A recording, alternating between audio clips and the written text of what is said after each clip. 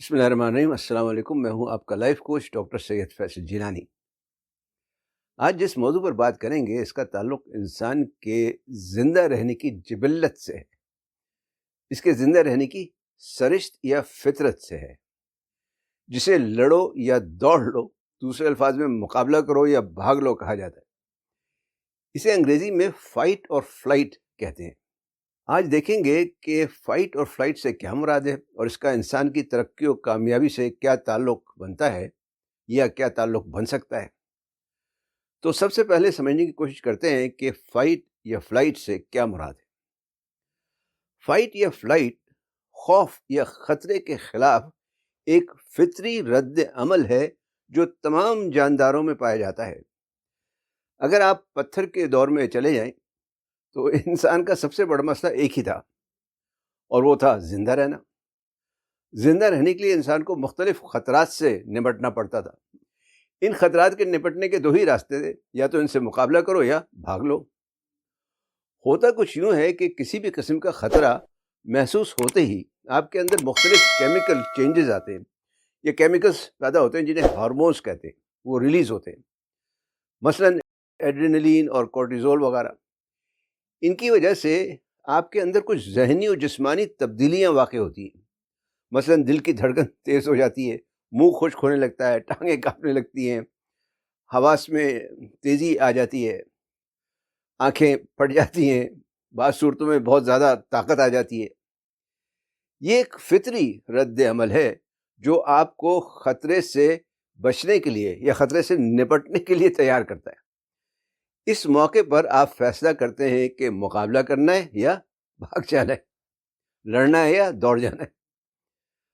اب سوال یہ ہے کہ مقابلہ کرنے یا بھاگ جانے کا آپ کی ترقی و کامیابی سے کیا تعلق ہے؟ اس سوال کا جواب دینے سے پہلے میرا آپ سے ایک سوال ہے، وہ یہ کہ ترقی و کامیابی کے راستے کی سب سے بڑی رکاوٹ کیا ہے آپ کے خیال میں؟ اگر آپ نے کہا خوف تو بالکل صحیح۔ اگر خوف ترقی و کامیابی کی سب سے بڑی رکاوٹ ہے تو صاف ظاہر ہے کہ مقابلہ کرو یا بھاگ لو کا سارا تعلق ہی ترقی و کامیابی سے ہوا۔ اب ایک اور سوال ہے کہ انسان کو سب سے زیادہ خوف کس چیز سے آتا ہے؟ اگر آپ کا جواب ہے کہ ناکامی سے تو بالکل صحیح۔ انسان کو سب سے زیادہ خوف ناکامی سے آتا ہے، ناکام ہونے کا خوف، خوف ناکامی، فیئر آف فیلیور۔ خوف ناکامی اصل میں آپ کی ایک غیر یقینی کیفیت کی وجہ سے پیدا ہوتا ہے۔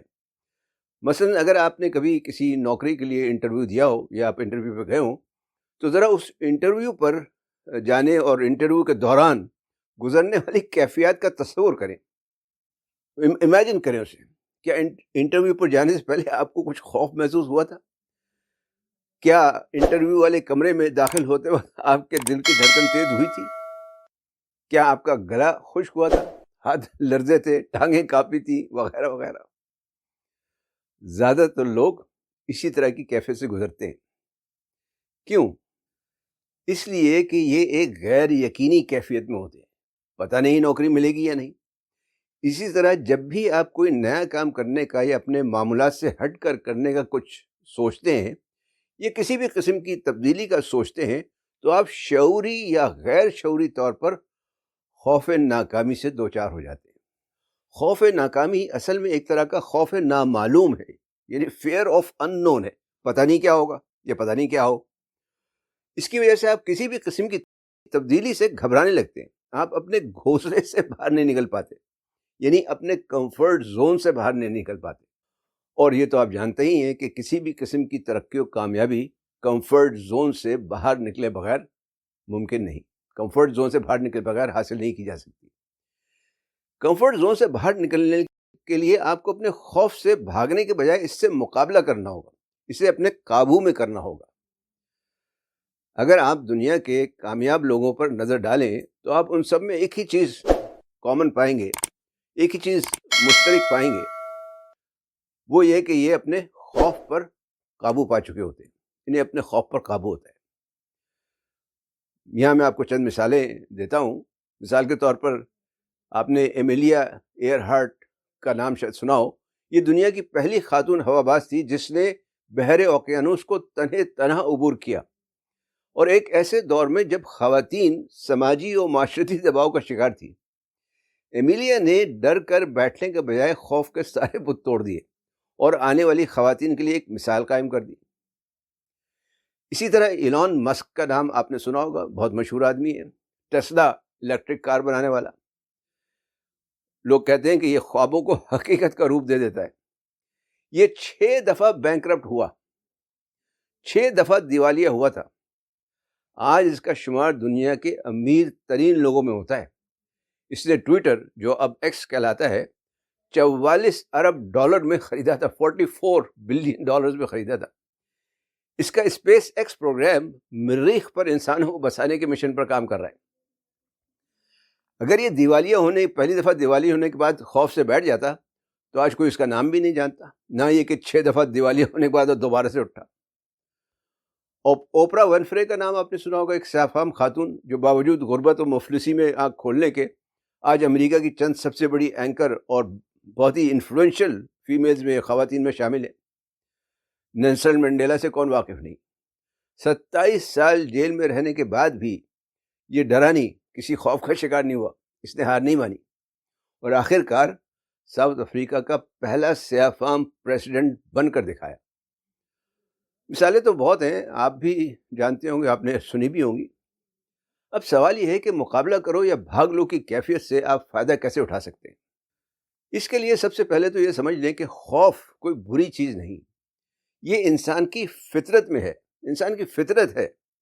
خوف زندگی کی حفاظت کے لیے نہایت ہی ضروری ہے، لیکن اگر خوف کو غلط استعمال کیا جائے یا خوف میں رہا جائے تو پھر کچھ بھی نہیں ہو سکتا۔ اگر آپ اس کا صحیح استعمال کریں گے تو یہ خود آپ کی ترقی و کامیابی حاصل کرنے میں آپ کا مددگار ہو سکتا ہے۔ کیسے؟ مثال کے طور پر، اگر آپ کو امتحان یا کسی انٹرویو میں فیل ہونے کا خوف ہو تو بجائے خوف کھانے کے اس کا مثبت استعمال کریں، اس کی اتنی تیاری کریں کہ فیل ہونے کا کوئی چانس ہی باقی نہ رہے۔ یہی کام آپ ہر قسم کی تبدیلی کے لیے کر سکتے ہیں۔ مطلب یہ کہ اپنے خوف کو طاقت کے طور پر استعمال کر سکتے ہیں۔ تیسرے، آپ اپنے سامنے ایک بڑا مشکل مقصد رکھیں اور پھر بے خوف ہو کر اس مقصد کو پانے کے لیے لگ جائیں، اسے حاصل کرنے کی جدوجہد کریں، تجربے میں سے اور ناکامیوں سے سیکھیں، دوسروں کی کامیابی اور ناکامیوں سے بھی سیکھیں۔ پھر اپنی صلاحیت اور قابلیت پر بھروسہ رکھیں، اگر کہیں کمزوری نظر آئے تو اسے دور کرنے کی کوشش کریں۔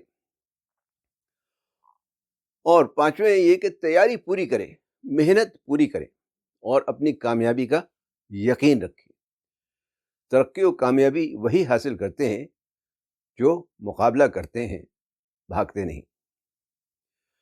ویڈیو دیکھنے کا شکریہ۔ پسند آئی ہو تو لائک، شیئر اور کمنٹ ضرور کریں۔ چینل سبسکرائب کرنا نہ بھولیں۔ فی امان اللہ۔